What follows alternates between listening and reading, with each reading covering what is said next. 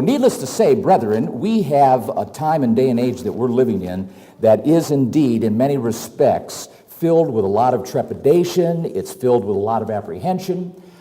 Things that you read and you see and things that we experience in this what we can call very fast-paced life generates a lot of anxiety sometimes, fear of the unknown, with jobs and pressures and stresses that are surrounding us on a daily basis, if not on a weekly basis. And if you're a news junkie, you just exacerbate the situation because you expand your concerns, your horizon, your views, your outlook on a broader scale and in a bigger fashion, and that just adds to the angst oftentimes that contributes to fretfulness and worry and all the things that go along with concerns with respect to the geopolitical conditions, the political and diplomatic hypocrisies that we see, so many misunderstandings and miscues and misrepresentations of people that frankly in politics today just flat out rightly lie, whether it's nation to nation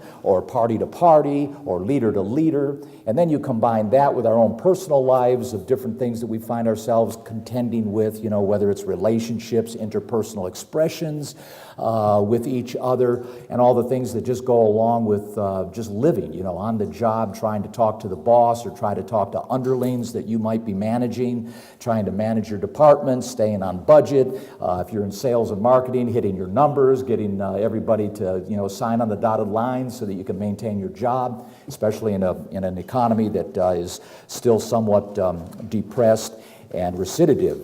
So in all due respect, we have a lot of things that we fret about, that we worry about, along the lines of even diseases. Remember the old SARS thing that was going around, and now we have Ebola concerns, people that are concerned about and worried about whether or not they're going to contract these things, whether we're going to be victimized by perhaps some kind of a homegrown terrorist attack. A lot of things in the air, just a lot of things that contribute to our daily lives, not to mention the bills that we have to face, and of course, surprises in life, whether they be like accidents, illnesses, and health that pop up, and all of a sudden you're caught by surprise, not expecting something like that, and then all of a sudden now you're saddled with this news of something that you just weren't expecting. And we wrestle with these things. We wrestle. We wrestle with family relations. We wrestle with siblings. We wrestle with children, mates. We wrestle with all kinds of things that we're contending with from a day-to-day basis, and it does oftentimes affect us. And if we're not careful, we can become infected, we can become diseased with what I call a very strong emotional and mental albatross if we allow ourselves to allow all these things that I just kind of quickly thumbnail sketched affect us in a negative way. And that's what I want to talk about a little bit today. As a matter of fact, I want to kind of get into the weeds about this emotional infection, this, what you could say, mental and spiritual disease. And we're all subject to it.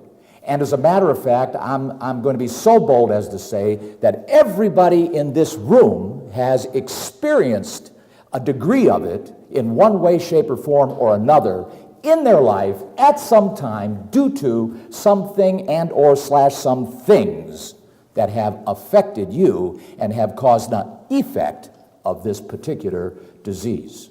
What is it? Depression. That's what I want to talk about today. Dealing with depression. If you want a title with regard to this particular sermon, that would probably be the best to go ahead and characterize it as, because I'd like to spend the remaining minutes that I have here on this particular topic. It's a topic that is quite common among us human beings living especially in this high-tech society that we live in.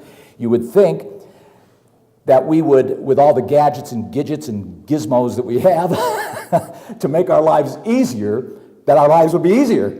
But what do? Like Murphy's Law, things expand to the time allotted.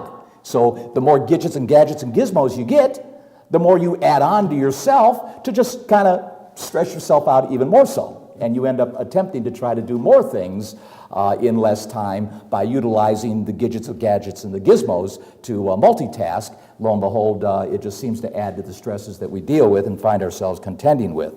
But nevertheless, I want to talk about this because it does us all well to be at least aware of the fact that that is a real, legitimate pothole in the course of our lives as human beings in dealing with what we deal with. And at some point, sooner or later, as you're going to come to see, everybody, because if there happens to be an exception in this room and no one has ever experienced this particular infection, then you will, I guarantee it, at some point in the course of your life. And we're going to talk a little bit about it today and get into the weeds about it, as I say, a little bit in detail.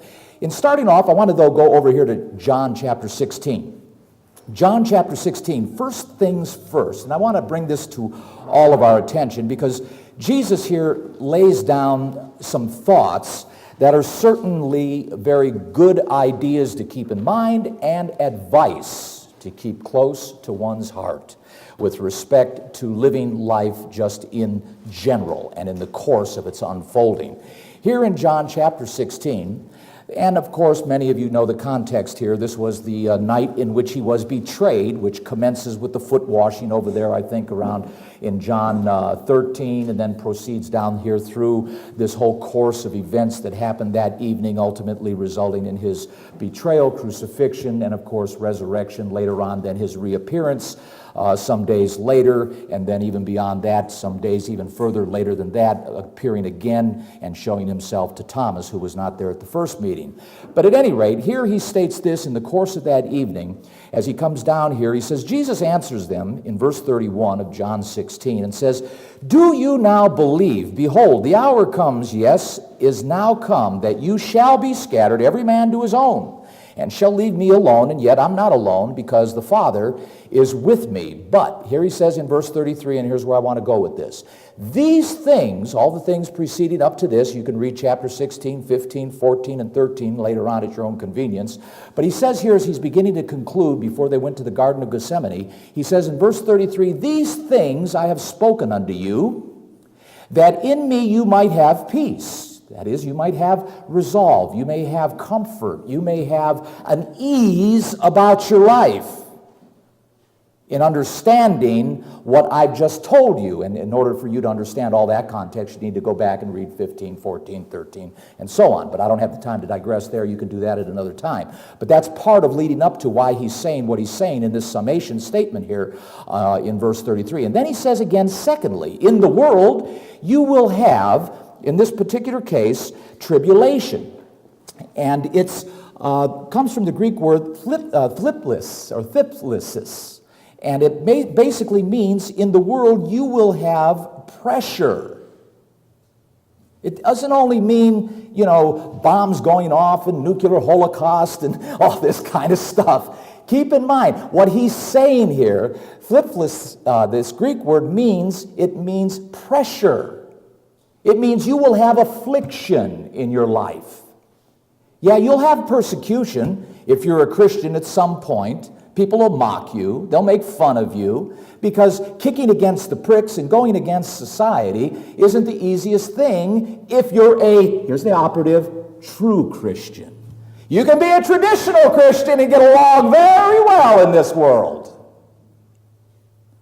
But start practicing Christianity for real, and you will find you're kicking against the pricks. And that's biblical, by the way. Point being, it is not an easy way of life to be a true Christian. And that's the point. And so consequently, Jesus said, and very forthrightly, and correctly, and accurately, you will have trouble. You're going to have tribulation. This Greek word, as I say, it means burdens. It means anguish. So this isn't just about being persecuted and, having your head cut off or all these kinds of things that we generate in our minds, tribulation, the end of the world and all this. No. It's also about just plain living.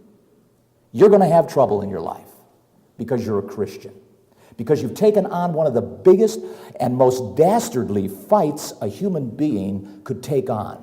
You've taken on your nature, to fight your nature, to fight your temper, to fight your anger, to fight your frustrations, to fight your own lustful pulls that your eyes get you in trouble with, or that your flesh gets you in trouble with, or your vanity, your ego, your pride gets you in trouble with. You will have trouble. You will have anguish. You're going to get into a wrestling match with your emotions and mental mind-thinking ideas that you will be going through emotional, mental, and spiritual contortions. In some cases, even causing possibly depression in your own life due to guilt because you missed the mark in your life. But that's a good thing. That's what Christianity is all about. Because there is a great and wonderful prize to be obtained. And that goes to the third point here that Jesus says. He says, yeah, you're going to have trouble in the world, but be of encouragement. That's what that Greek word means. Be encouraged. He says here to be bold, to have confidence. Be happy in your trouble, is what Jesus is saying. Why? Because the bottom line is, the big perspective I want you to understand is I've overcome the world for you. Which means that this life is just so much life. There is something far greater beyond this life. And that's why I always say, brethren, keep your eye on the ball, the big target, the one that supersedes this physical dimension that you're currently operating in. Because this is only the start. It's only the commencement of life. Life really begins when you maximize the material that God wants you to have, which comes after your second birth. You've been born once, and here you are, and here I am. Yep, born of water, out of my mother's womb, here I come. Water breaks, and I come sliding out, And here I am, flesh and blood, living color. And I've been here now for about 63 years, sometimes smiling, sometimes crying, sometimes frowning, sometimes worried and wringing my hands too throughout my life. But nevertheless, here I am. But I, as I hope you, have a bigger objective, a bigger goal in mind, that you never allow this life, whatever this life can throw at you, to fog that up, to block your view of it, to cause you to not be able to get around, above, under, or over that particular obstacle. Now, if we're not careful, and we have to be very careful because life can be brutal in many ways. It can be very overwhelming. Sometimes life can take on such a course that sometimes we may even feel like we're being steamrolled. One thing comes after another sometimes in life. A lot of things can be compounded, and the complexities are almost undescribable in some cases due to the fact of how life can sometimes unfold in our current experiences of situations we find ourselves in. So how do you fight this gray haze? How do you kick back at it and at least keep it at bay? Keep it so that it minimizes its effect on your performance in your life. Because depression, if you allow it, like the proverbial camel's nose under the tent, before you know it, the whole body's in there with you. If you allow the nose to get in through incrementalism and you continuing to concede, continuing to surrender, continuing to, what you could say, not fight back or attempt to take a countermeasure, before you know it, you can find yourself depressed to the point where you're dysfunctional, to the point where you can even become delusional, to the point where you can even become, through depression, physically sick. Because a lot of our physical ailments start right up here. Because the way we emotionally manage life determines a lot of things. The way we mentally manage life determines a lot of things. The way we spiritually manage life determines a lot about our physical well-being. If you're always ramped up, if you're always high anxiety, if that's the way you operate, chances are you're going to be driving yourself into perhaps a high blood pressure problem. Hypertension, they call it. Hypertension leads to a whole variety, a whole host of all different kinds of physical maladies, whether it's kidney disease, liver malfunctions, all different types of sorts of different physical ailments that can come from these things. So it's important, I think anyway, to at least attempt to try to understand this word depression. And I want to use the blackboard here a little bit today because I want to use some of these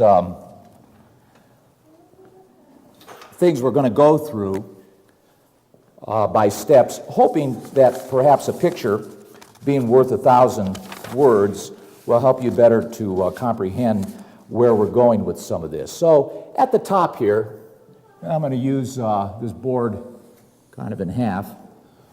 Over here on this section, though, we'll start here. We're talking about depression.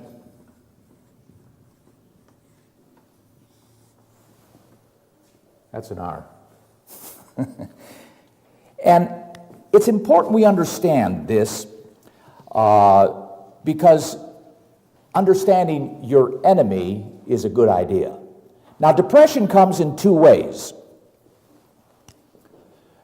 It comes in two, let me say, forms. One is chronic, and the other is acute. And I don't mean cute. It's just acute, temporary, short-lived. Chronic is long-term. Chronic depression is our enemy. That is the enemy. You do not want to suffer from chronic depression. Chronic depression can lead, like I said, to a whole host of different types of items, and of which most certainly is and I'm not trying to be cute here, but I will say it this way, a killjoy. It kills your joy. It kills your joy. So it's important that we understand that chronic depression is indeed the real enemy. Acute depression actually can be good. It can be healthy. It can be motivational.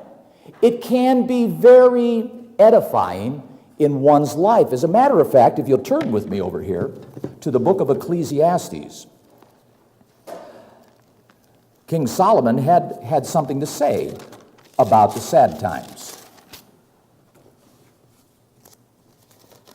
Over here in chapter 3, specifically, chapter 7. Chapter 7, he says here, a good name is better than precious ointment, and the day of death than the day of one's birth. Now he goes on here to where I really want to focus in on. It is better to go to the house of mourning than to go to the house of feasting. For that is the end of all men, and the living will lay it to his heart. Sorrow is better than laughter, for by the sadness of the countenance, the heart is made better. In other words, in the house of sadness, in the house when things slow down and you have to internalize something, can be very edifying for you. The experience can help you perhaps to be a bigger and better person, more sound, more prudent, wiser for the experience as a result of whatever that experience was that drove you to the acute depression you experience. Nothing wrong with acute depression. Acute depression can be very, very helpful and can be, as Solomon points out here, very edifying and quite a learning experience. Here in verse 5, we read again, and reinforced along the same theme, it is better to hear the rebuke of the wise than for a man to hear the song of fools. For as the crackling of thorns under a pot, so is the laughter of a fool. This is also vanity. So we see here that even Solomon recognized that there's nothing wrong with being slowed down and being told about something that causes you a little bit of depression, a little bit of sadness in the experience of your life. But make no mistake, chronic depression can lead to a whole host of different types of issues. Misanthropic thinking, distrustful. You can develop into becoming a very suspicious person that leads to being somewhat considered or categorized as a leery person, a weary person, and that leads to cynicism. Can lead to just a whole host of negative outlooks that can cause you to be kind of like just a real downer to be around. You're just not a happy person to be around. You're the kind of person that drags things down because you're always suspicious. You're always distrustful. You don't believe in anything. It's just it's kind of a paradigm that you operate in that has caused you even in facial expressions, because as you get older, you'll wear the face of depression. You will, if it's chronic. And consequently, it does find itself manifesting in different ways. So let's understand. I want to take a moment and understand this, what I call common cold of mental illness. Because here's one thing about chronic depression that is so beguiling. It's insidious in this way. You can be suffering from it and not even realize it. That's what's so insidious about it. You can be suffering from it and not even realize it. So we need to know our enemy. We need to know what this chronic depression looks like. Where does it come from? How does it rear its head? What is it, the venue by which it kind of tangles us up in, and the web that it moves in our minds and in our hearts, our emotions, and so on, so that we can better, hopefully, be able to contend with it. So keep this in mind. The depression results oftentimes from loss. That is a very big premise that you want to keep in mind, that depression generally results from loss. So either chronic or acute generally results from loss. And the nature of depression is reactive.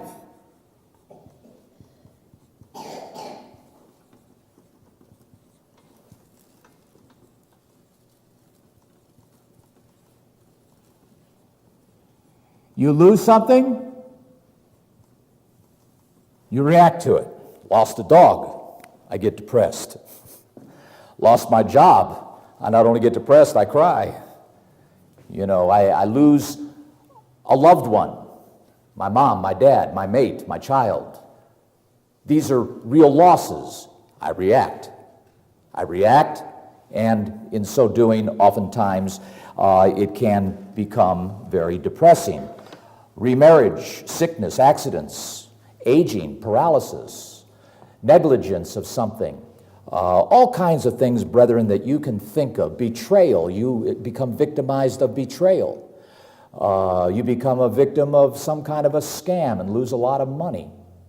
Losses can be very depressing, and depression generally comes from the result of a loss. Now, again, perspective is important. Over here in 1 Corinthians, I've mentioned this before. I want to take your attention back to it one more time to remind you of this. Chapter 10, 1 Corinthians chapter 10.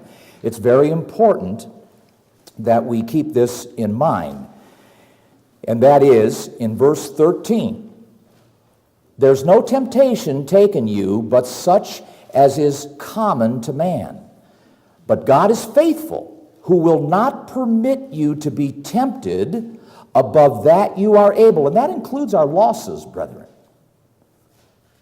Losses can be temptations as well, to do things to yourself. Again, talking about depression in this context, to allow yourself to get overly depressed about something. Keep in mind, though, whatever your loss may be, there isn't anyone that it hasn't been before you that has lost similar. What you and I experience is indeed common to man. And so keep in mind whatever it is that we are being tempted with, whether it be in losses, in the category of losses, and the risks of depression loom its head around us, the fact of it is, there is assuredly this fact that we would not be tempted or confronted with anything that we are not able to be dealing with. In other words, here it says, but God is faithful, who will not permit you to be tempted above that you are able. So whatever it is in your particular case, the bottom line, as far as God's concerned, the fact that you're contending with it, and let me take a moment now just to rephrase this, the fact you're contending with it implies you can handle it. So regardless, if you're dealing with it, the fact of it is, God believes you can handle it. Otherwise, you wouldn't be faced with it. God is not out to get you. I saw a movie the other day, and again, it was on the internet, I think it was, and it was about a girl who had MS.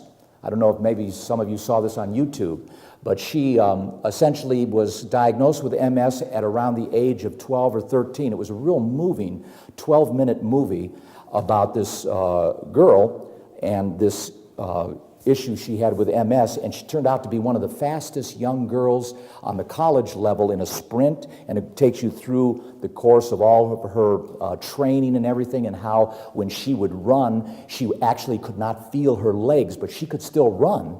And as long as in the beginning when she could feel her legs, she could get started, the fact was her mind, it was, she said, a real weird feeling, because as she was going around the track, her legs would become so numb, because as her body temperature would heat up, the MS would be aggravated, and it killed and deadened her nerves. And she, because she couldn't feel the pain in her legs, would outrun everybody. And so she used it to her advantage in that regard. But the bottom line is she'd pace herself with the other girls, and then at the last home stretch, she'd put it on, you know.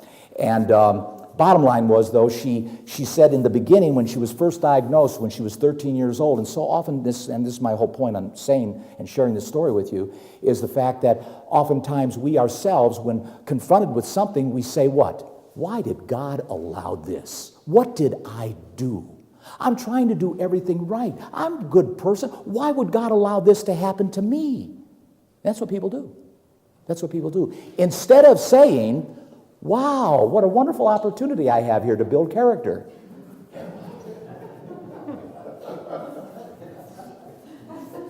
Thank you, God, for allowing me to be tested in this fashion, because I really do need the growth. Wonderful opportunity. Thanks, Coach.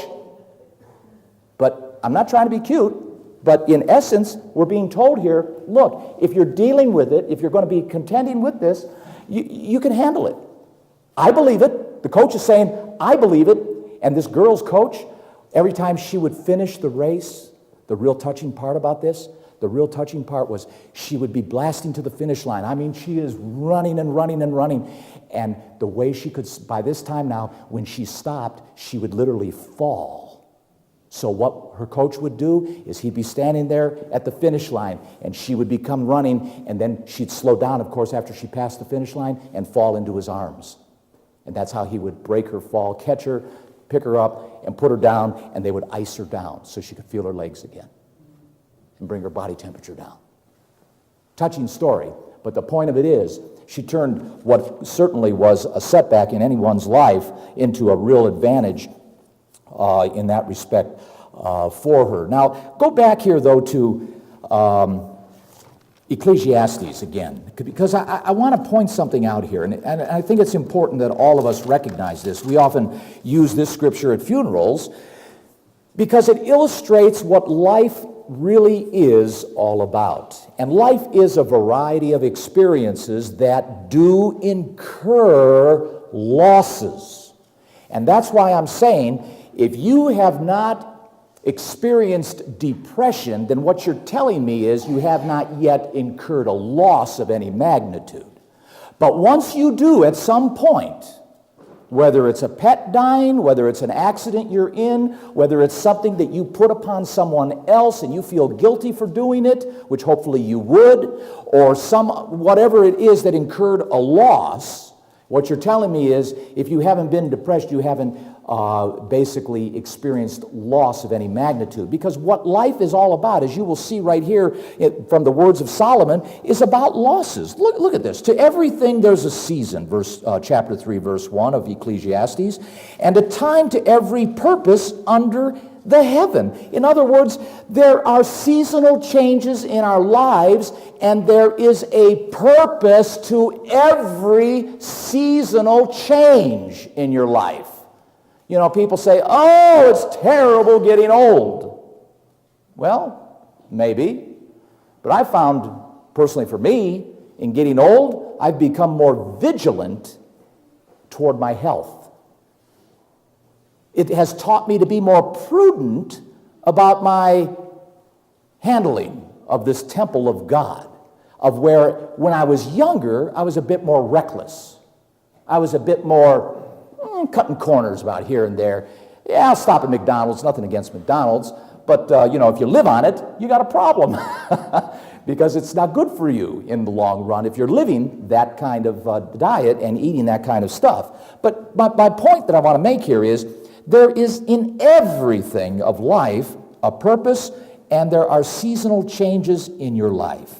You are young, you're different when you're young. When you get adolescent, you're different than when you were younger. You become teenagers, you have a whole different life. You go on to college. Your life continues to go through seasonal changes that impact different purposes and objectives and goals in our lives that affect us emotionally in different ways. And that's why the wise king here of Israel states, a time to be born, a time to die. That's loss. Time to die. A time to plant, a time to pluck. That's loss. That's loss because you got to replant to replace. A time to kill. That's loss. Time to kill. A time to heal.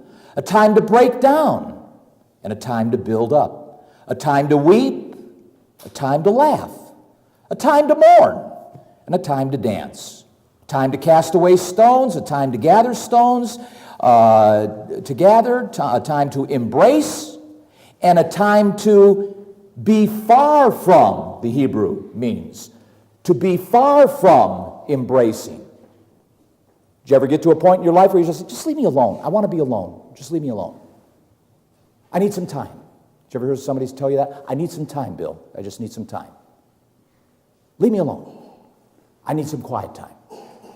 People say that. They get into those moods where sometimes quietness and just being surrounded by their own thoughts and letting them sort through it is more effective for them and more helpful for them than it is like in Job's case. Remember when he's surrounded by his buddies after he was being cursed with all these things, and his buddies came around him and all that, and they started talking and stuff, and you see the two sides of that coin where when they originally came, they didn't say one word to Job for 1 week. For 1 week, they just sat there not saying a word to Job. Can you imagine that? Here come all your buddies surround you because they know that you got boils, you lost your wife, you lost your kids, you lost all these things, you lost your house, you lost all this loss. You're depressed beyond expression. Your buddies come around you and don't say one word for 1 week. They just sit there with you and look at you.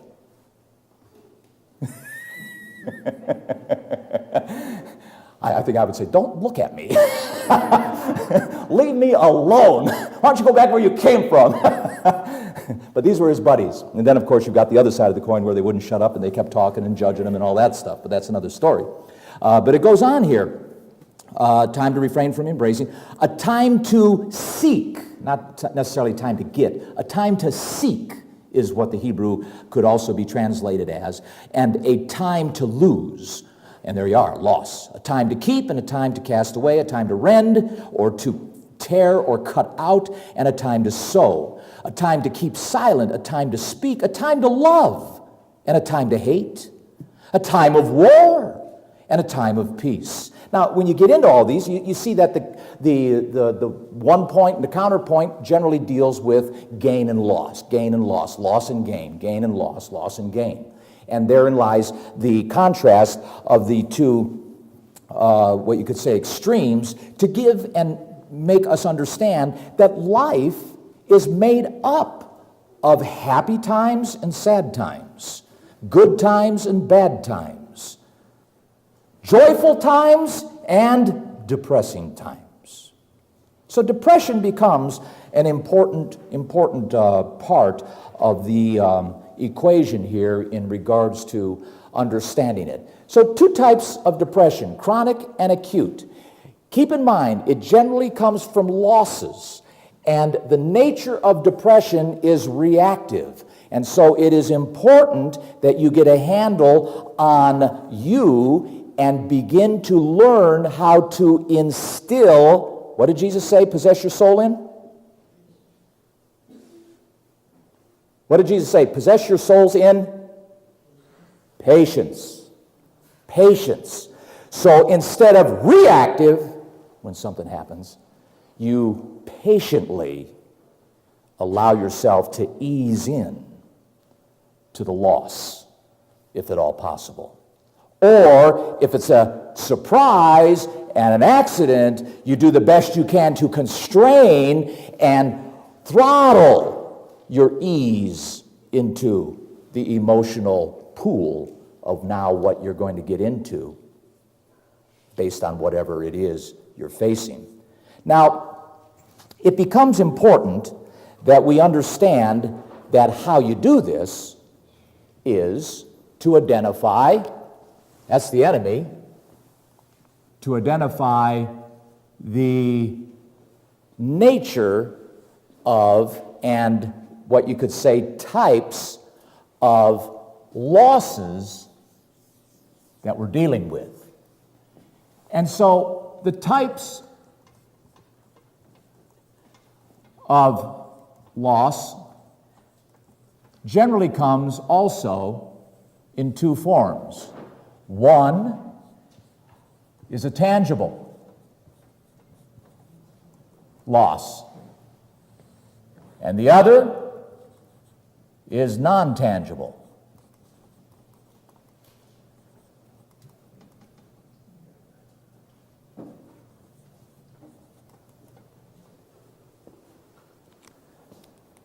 Tangible losses basically are easy to identify.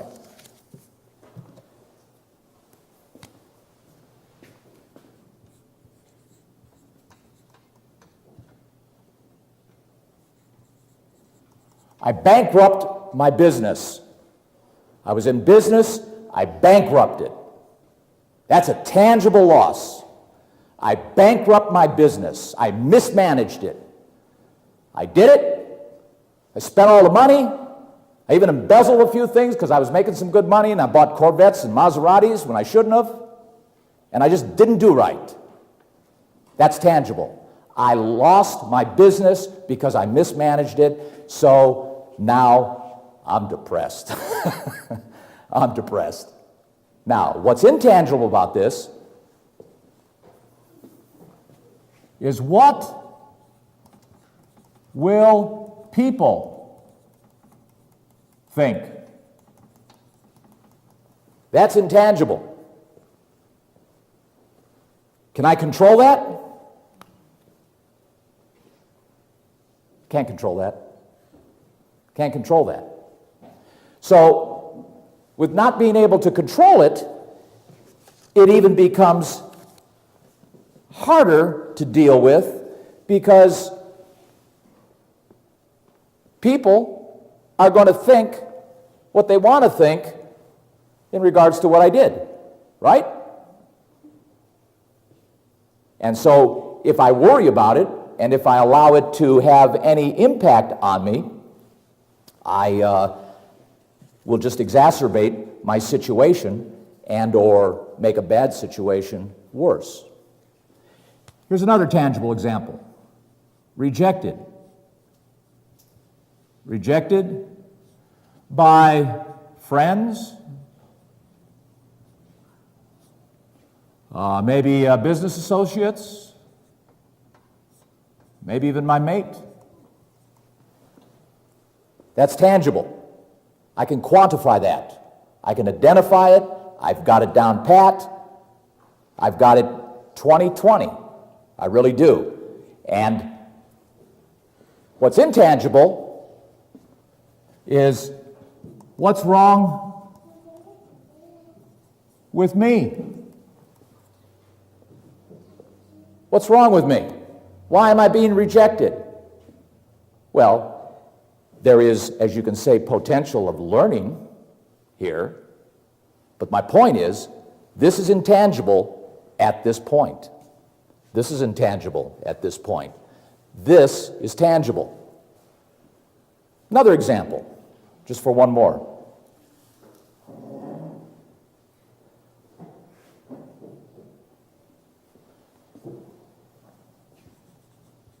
I mistreat a friend.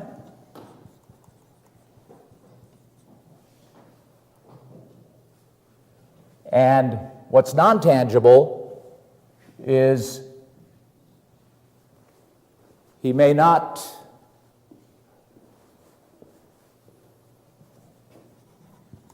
never accept me again. In other words, no way to win his friendship back. That's intangible.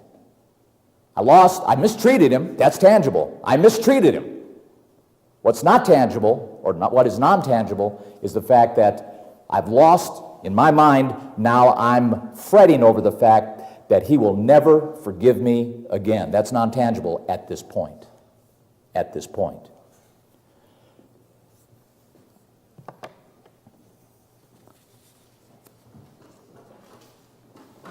The dimension of loss and its complexity, the risks and potentials, and how we manage the intangible determines, brethren, the degree of depression that we will experience. Managing, controlling the intangible can determine the degree of depression that you experience. And that's important to understand, because these things here, as far as the depression is concerned, you can quantify that. You know exactly what's going on, and you know how to respond. The other things are things that are not there yet. They're non-tangible. They could be there, imagined or threatened, or threatening, I should say, but nevertheless, still not there. Still not there. And that's important to recognize in terms of the potential of being able to manage through your non-tangible and tangible losses. This needs to be controlled. 2 L's or 1 L? 2 L's? I'll put 2. And or managed.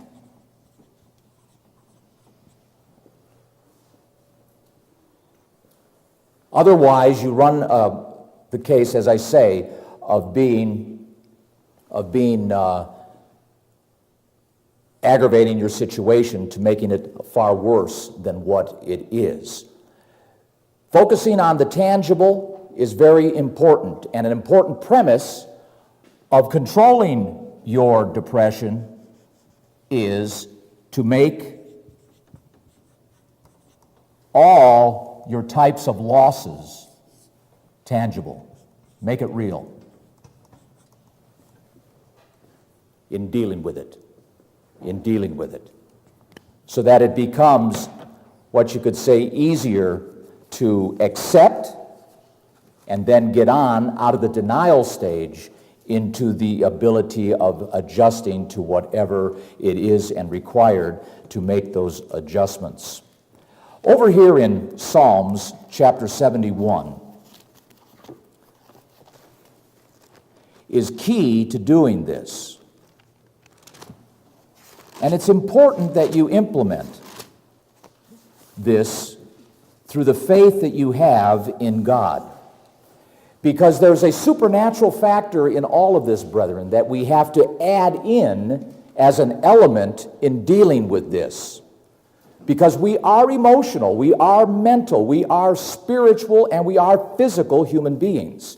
We are chemically, what you could say, affected by the way we think, the way we feel. And so it becomes, therefore, very important, too, that we add the God factor in this. David mentions this very clearly here in Psalms 71. As Solomon said, we will go through life in so many conditions, or faced with so many conditions, and they will bring forward losses. David points out here to keep this in mind in chapter 71 of the book of Psalms. In you, O Lord, do I put my trust. Let me never be put to confusion. Deliver me in your righteousness, cause me to escape. Incline your ear unto me, and save me. Be thou my strong habitation, whereunto I may continually resort. And see, brethren, a lot of this right here is out of your control. The non-tangible, really, the best thing you can do for yourself is to eschew the thinking of that and put all that into God's hands. And focus on how to deal with the tangible. Because the tangible is the most important in dealing with it. And that could be enough to deal with, let alone adding to your baggage of worry and fret over things that you can't control in the non-tangible category. Leave that in God's hands. Don't worry about that. And also, of course, bring God into this too to help you to deal with the tangible losses, whether they be emotional, whether they be mental, or whether or not they be spiritual. Because it is important that we deal with these things and not allow them to get away from us and to cause us to, as I say, make a bad situation get worse by worrying about the non-tangible that we have no control over. He says here in verse 4, deliver me, O God, out of thy hand of the wicked, out of the hand of the unrighteous and cruel man. For you are my hope, O Lord God. You are my trust from my youth. By thee have I been holden up from the womb. You are he that took me out of my mother's bowels. My praise shall be continually of you. He goes on here, by you have I am a wonder unto many, but you are my strong refuge. Let my mouth be filled with your praise and with your honor all the day. And that puts, again, another onus on us as we go through the losses in our life of it being examples of what our God represents and what our God is wanting us to reflect.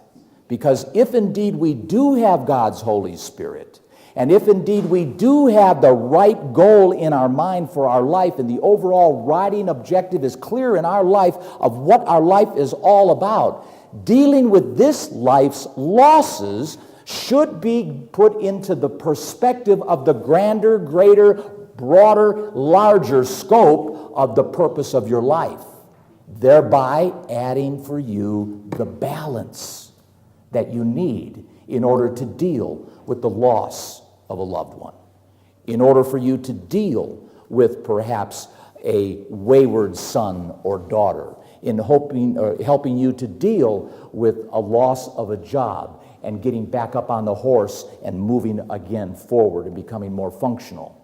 Feeling sorry for ourselves, going into and conceding to the oh, woe is me kind of approach toward dealing with the things we contend with regarding our losses and allowing depression to overrun us is not, brethren, the God way. It's not the God way. The God way is to always maintain an upright and courageous mode of addressing the issues that we contend with and the things that we are dealing with in all areas of our lives. So the premise that we want to make sure that we understand is that all losses in dealing with depression should be tangible. And unless and until we're able to convert the non-tangible to real losses, to tangible, don't worry about them. Except in the sense of maybe perhaps necessarily strategizing and anticipating. But don't let them affect you emotionally in the dealing with the loss overall, because it can just, as I say again, make a bad situation worse. Now, what are non-tangible losses? As I've already said in passing, they kind of come in two forms: imagined and threatening. Imagined are exaggerations. They could be distortions even from your own self being fed to you from your own anxieties, your own fears and phobias. That can cause you to have bad dreams. It can cause you to lose sleep. If you lose sleep, that even adds to the problem, because now you can start even hallucinating things, if you can believe that, because people that are deprived of sleep do end up doing that. That's not good. These are not good things. And what I'm talking about is very simple. You know, you get a lump under your arm. That's tangible, right? It's tangible. I got a lump under my arm. It's tangible. Immediately, oh, I'm going to die. I got cancer. Immediately. Because I got a tangible lump under my arm. Now, what did I just do? I went into the non-tangible, didn't I? I'm going to die. I got a lump. I got cancer. And then I go to the doctor and I find out it's just a benign cyst. And so I went through all of those hooplas and all of those gyrations and all that anxiety and all of that angst, perhaps even causing angst in the home with my wife or my children or my cat. I kicked it a few more times than I normally do. You know. My point is, that's the difference. And that's how it kind of plays out in real life. And we've got to be careful about these things. You know, in some cases, you have a roof that's leaking water. Tangible. The carpet's ruined, and my favorite chair's ruined. It's tangible. I'm depressed. I got to replace my carpet, and my favorite chair's ruined. That's tangible. That's tangible. Oh man, the whole roof's going to cave in. I don't have the money. What am I going to do? And here all it needed was caulking around the flashings. You see, that's non-tangible.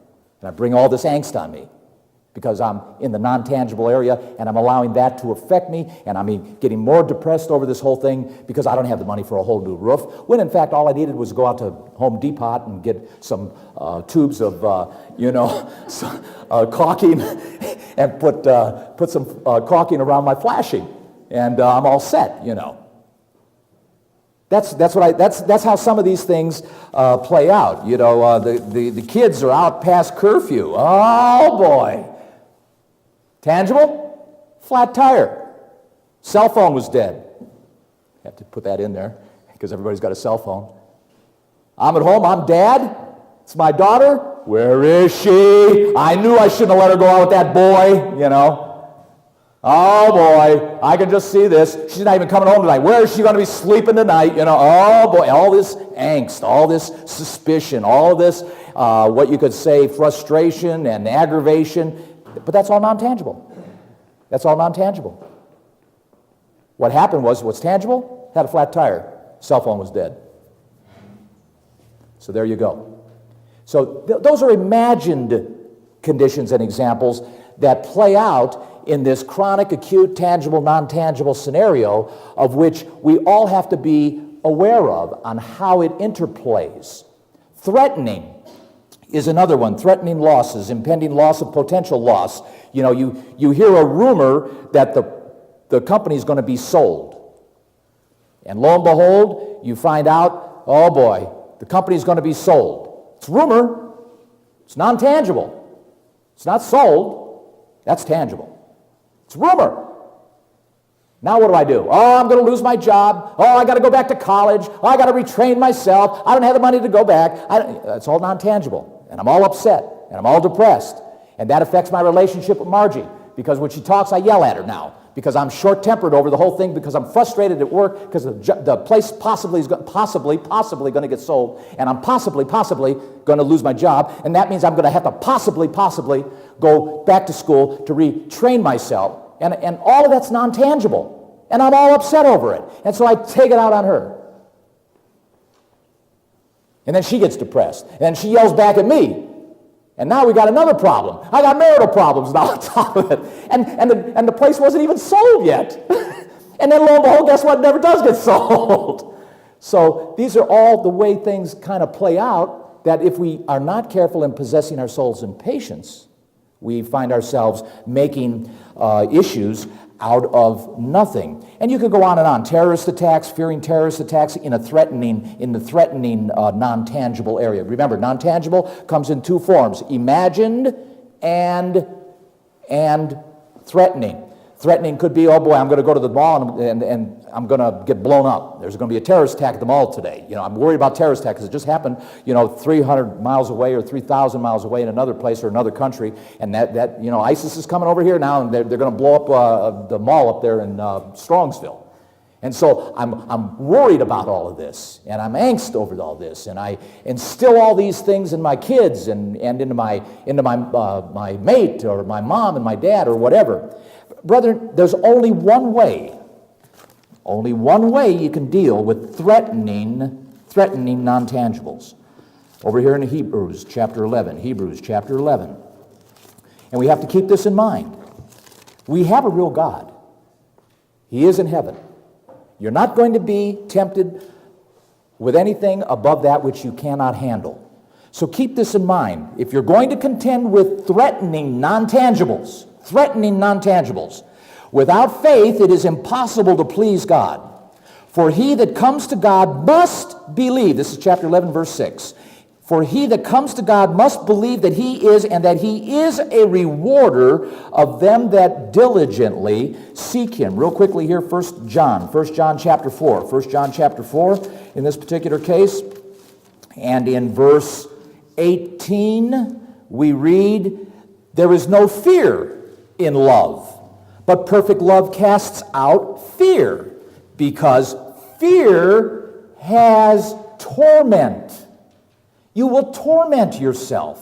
You will put yourself through the proverbial emotional meat grinder for no reason if you live a life of fear. Christ said, be of good cheer. Do you know what that means? Again, let me remind you, we said it at the outset. It means be encouraged, be emboldened. Why? Because you can be confident due to the fact that you've got a God that loves you and therefore wants you to be fearless in your performance of the duties that he gives you opportunity to serve in, whatever they may be. And so he says that perfect love does cast out fear. 1 John chapter 5, I won't read through here, but let me give it to you for homework. Read through verses 1 through about 5. Again, you will see some real encouragement here in this particular case. So in summary, consider only real loss.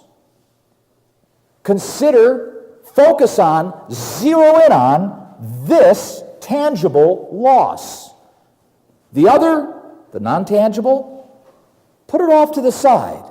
If you do anything with it, if it's a threatening, like a lawsuit, maybe you're being threatened with a lawsuit. Okay, it's not here yet, it's not tangible, it's non-tangible, but there is a possibility. It's a lawsuit. Strategize. Use it for strategy. Possess your soul in patience. Don't get emotionally upset on the non-tangible, but get more emotional about the tangible and use that energy for addressing the strategy necessary to rectify whatever this tangible item may be.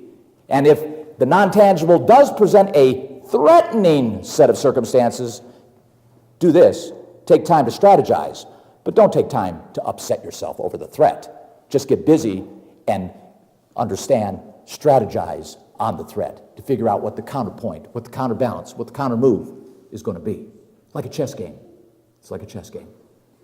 And keep yourself in patience. Don't worry or be anxious in thought over the imagined and or threatening losses in the non-tangible category. Convert all non-tangibles to real, to tangibles. If you can't, keep it at bay. Keep it in perspective. Keep it on the side. And use your energy mostly focused on the tangibles. And if you do become depressed, no problem. Make sure it's only acute, not acute depression, but acute, temporary. It's short. It's only temporary. It's only for a short particular time that you're going to allow that. And the stipulation is to look for the lesson involved in the acute depression. Look for the lesson that you could learn or the character that still remains to be built in the acute section. And when you learn it, keep it and don't repeat it. And move on for the next opportunity of being depressed.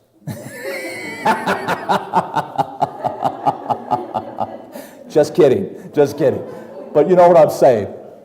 You know what I'm saying. Learn the lesson in the acute mode and or the amount of character or the type of character that you need to focus on.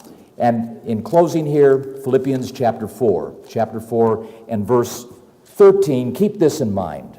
I can do all things through Christ, which strengthens me. That's so important, brethren. You have a God factor. You have a God factor. It's not all secular. It's not all psychology. It is indeed something that can be handled by the inclusion of God in this whole equation. The God factor allows for the handling of both of these areas and the focus and the clarity so that you might be able to handle the non-tangibles and the tangibles, the chronic and the acute, to give God the glory in your life.